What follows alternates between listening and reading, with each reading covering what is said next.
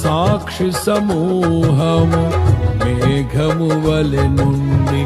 నాలో కోరిన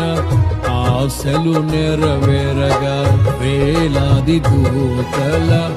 ఆనందము చూచి కృప మహిమైశ్వర్యం నే పొందిన వేళ మహిమలో నీతోనే నిలిచిన వేళ మాధుర్యలోకాన నిన్ను చూచిన వేళ ఎంతగా కీర్తించిన నీ రుణమే నే తీర్చగలనా ఇదే కదా నీలో పరవశం